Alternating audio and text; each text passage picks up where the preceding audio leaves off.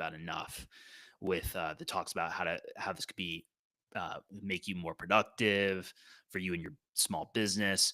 We seem to not be having enough conversations about the moral questions, like how is this determining right versus wrong? Uh, how do we what do we know for these different language learning models for what they believe? What are the frameworks for how they're helping people to make decisions? Those type of questions.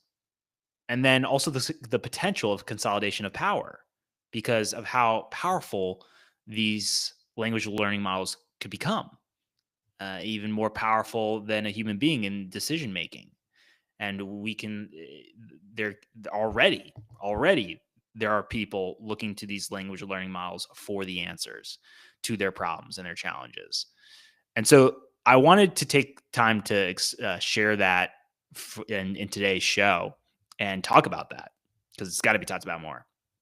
But the more I got into this for the information about the AI industry, the bigger the red flag that came up of energy usage, specifically electricity with AI data centers. And I want to dive into that more because this is a very pressing issue. There's been a lot of talk I've been hearing and seeing how this industry is rapidly growing, and there's talks of like how it's world changing and how it could affect our daily lives in so many different ways. But then you also have to ask yourself the question here: is this like the internet for a bubble that's coming up soon? Because with the amount of electricity that's being used here, I can't see how this is sustainable in the long term. I just can't see it with the current infrastructure in place and the amount of time necessary to make changes to that infrastructure. And what came up that I saw it was from last week in CNBC for an article with the headline saying skyrocketing electricity prices fuel political backlash against tech sector's AI data centers. And so there was two recent races, the governor's races in Virginia and New Jersey, where this was talked about of the increase in electric bills. And you might be experiencing that in your area, an increase in electric bills. And then you got to ask yourself, hey, is there an AI data center nearby that's part of this grid? Because data centers was also talked about in these races. So I want to get into this more. I'm going to set the stage for you in today's show about this industry. This is not going to be the last time to talk about this industry. There's a lot of information here, so I don't want to overwhelm you and cause you to be like, I don't even know what you're saying. This all sounds crazy. Because I know some of the stuff that I'm seeing for information, it's shocking. It reads like it's crazy.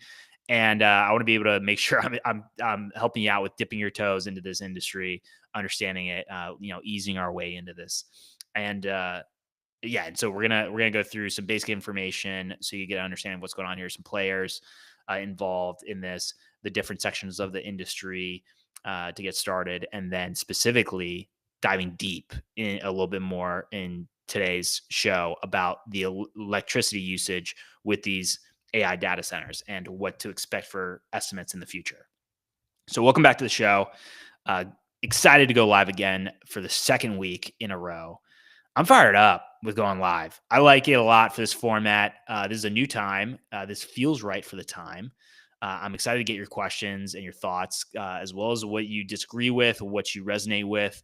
And then please continue to share this with friends and family because this is a determined movement. For America's future, I believe, is a small business renaissance. There are 33 million small businesses currently that employ over 45 or around 45% of the private workforce. So there's a lot of impact here on the U.S. economy, and there is a lot of opportunity here to make substantial changes and to make them rapidly in the different industries that you're involved with as a small business owner, or if you're a supporter of small business for the industry that business is in that you're supporting, or the many businesses that you're supporting.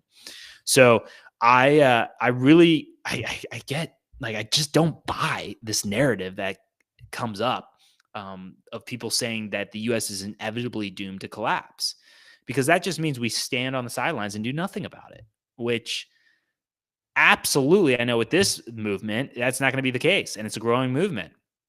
Like, we have the ability to make changes here. And that's what I want this show to be for you is hope. Because when you don't see the results happening, If and years go by, you get into this hopelessness feeling, and this hopeless narrative is across across the country, and so many people are experiencing that. There's a lot of pain, and there has to be a change in this narrative of hope, of determination, of coming back to meritocracy, taking accountability and responsibility for your actions, and deciding that you're going to make a change. And it comes back to the individual then from there to support the communities that we are all a part of here in the US, because there are a lot of cities and towns falling apart, and there's a lot of work to be done. But I know that we have the abilities and or the capability to make the change here. And it's going to be having to involve a lot of us to unite and come together for this. And that's what gets me excited with this movement. So let me get into it for setting the stage for you. So again, I shared with you a little bit about those moral questions, but I want to talk to you about what could be a potential future. And we can make a change to this, but just seeing where this is currently headed, the conversations that I'm having, what I'm seeing out there for information, uh, there's like these two worlds that are starting to form distinct worlds. You have the digital world, and then you have the physical world. And when you can understand that, and then you understand this, that there's power and then rest of us, and you're filtering the information in that way, things make more sense. Things become you start to connect the dots a little bit better. And again, there's been a lot of talk about how they're molding together. You think about our phones, however you're watching this or listening to this, computers, your cars with your dashboards. You think about at your home, if you have smart home or smart appliances. There's this molding, but I actually am noticing that there could be these two distinct movements that form that make these worlds more distinct and less interaction together. Because you have what I mean by that is you have a movement where people are moving towards less usage of their phones, computers, getting out more in nature, outside of their homes, to getting rid of a lot of smart devices in their homes, appliances, going back to, I think about this back when I used to uh, I used to go up to a summer camp up in Maine where they said like there's no phones that were allowed. And then, you go in the woods and you're camping out in the woods, cooking, food over either a fire, or you got propane that you bring out there, and you have little stove that you bring out there. But it's like you get that world where you're just like out there, what it feels like living in the wild. But then there you have this other world where it's like, how do I get more of every part of my daily life digitally? Like, how do I get more into that world? Virtual reality is what comes up immediately for that. And then just the ability to have so many different things delivered to your door at your home. You could have so many smart appliance applications. Think about for your health, so many wearables that you could have. So yeah, there are those two different worlds, and it's going to be the question to ask, like, how do we all be able to exist in this civil society? Because it's so important for us to have a civil society where we can all exist and come together in this country as Americans. That's really important. Conversations are going to be needed about this. A lot more conversations as well. And there is figuring out that balance between the two is going to be really important for each person. And for me, I see in my daily life, I use both. I use both the digital or I'm in the digital world and the physical world. So it's like figuring out what is that middle path, and being able to have more conversations about that. So that helps you for filtering and setting the stage for more about this industry and where it could be potentially headed. So let me get into the different sections for you in this industry. And so this is not, I mean, this is the 5 I want to start with. There's different sections before this, after this, but let's go through the 5 so you can understand this. I'll read through them once, and then I'll go into each one of them individually. So you get the hardware, cloud infrastructure, training data, think of the vast data sets, foundational models, LLM models, large language learning models, and then the AI applications, like the end user tools and integrations, how it impacts other sectors of the economy. So with hardware, this is where you have semiconductors, with and then you have the data centers and servers. And I always struggle with this company's name. I'm Kim better at it, but Nvidia holds Nvidia. Nvidia? What? Oh, man, I'm gonna get it. I will get it there. I think that's right. You have to let me know. But that company holds 80% of the AI, or around 80% of the AI chip market, and that's something to talk about more. For how do we create more opportunities for competition, and noticing, is this an industry where small businesses can thrive, or are you going to need a lot of capital? And I'll tell you, I mean, looking at more information, you need a lot of capital. And so this could be an opportunity to notice, is there other parts of the economy that would be better suited for getting started for a small business? Something to think about. And then the next one you have is cloud infrastructure. So for this one, you got providers like AWS for this, and then with networking, Cisco is one. But with this part of it, it's like the computing resources for the training and running of the models. Their energy is used here as well. But then you get into the next part, which is the data, the data sets. What are these large language learning models using? And so you think about the public information on the internet, proprietary information. There's a lot of data that these models are being fueled by for learning. And then you get into the AI models, the trained AI, pre-trained AI models. So this is like OpenAI with ChatGPT.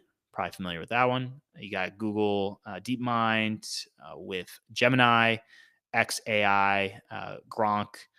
And then with OpenAI, it's looking at like, okay, well, the market share, it's like around 50% of the market share right now. So that's another question to ask yourself, is like, where are there opportunities for more competition, where you can create less of a monopoly, or less potential of a monopoly? And these are questions we've got to ask ourselves, and being able to support more opportunities for competition. The other one is then the AI applications and user tools. So think about different sectors, like it could be used in healthcare, finance, supply chain.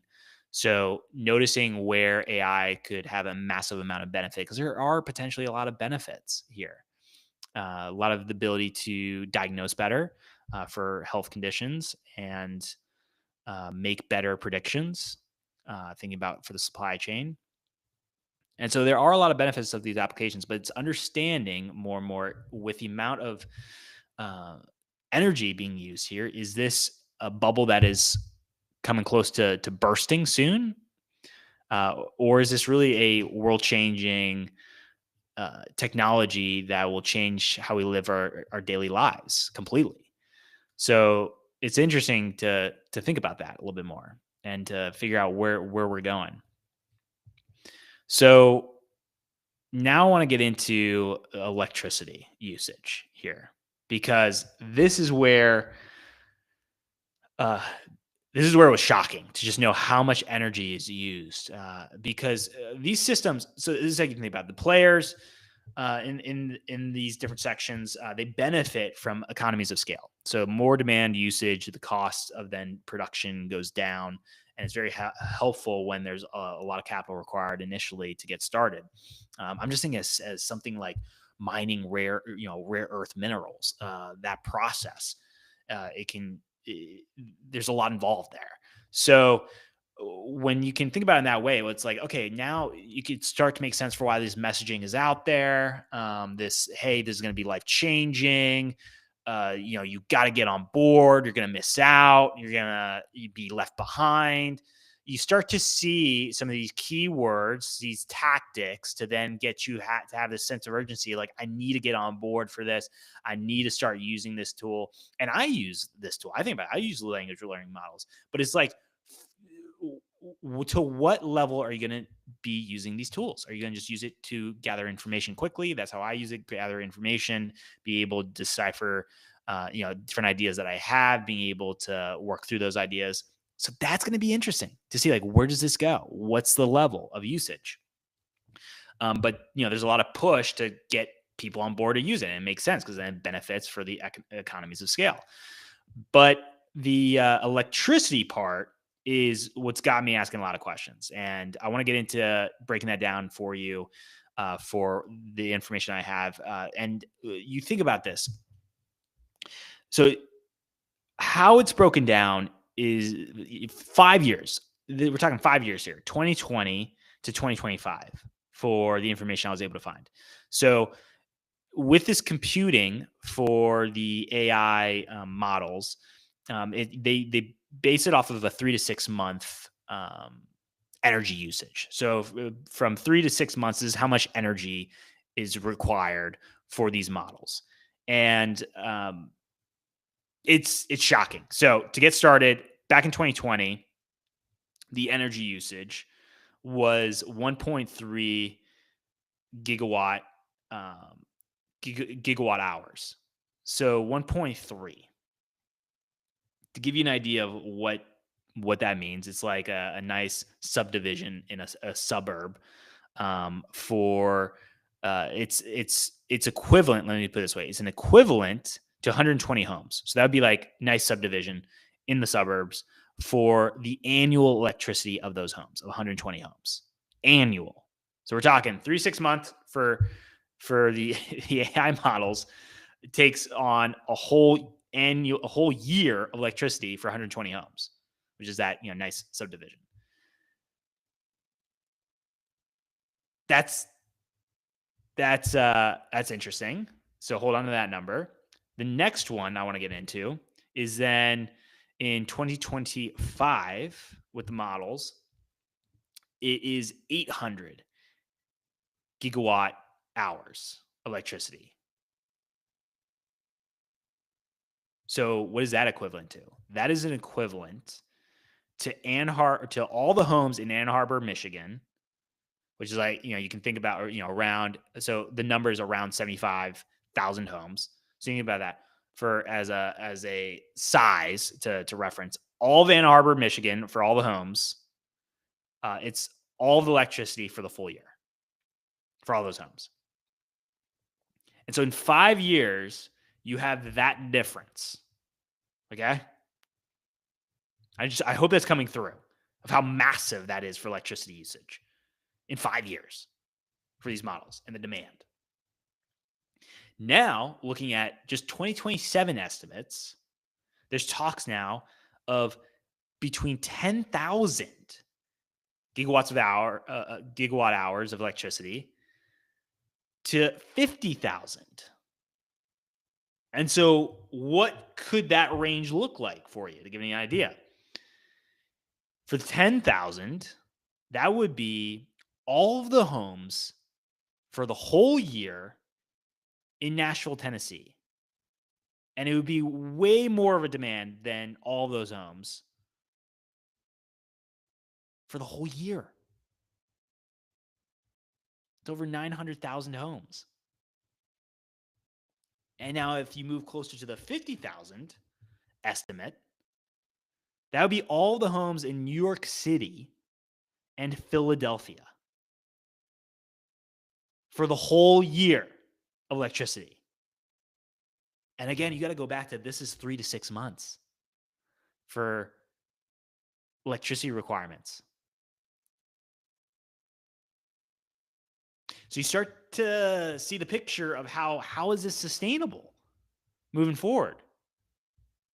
How is this not going to dramatically increase the price of electricity for the average American with the amount of demand put on these grids? And then with how much time it's required to build more infrastructure.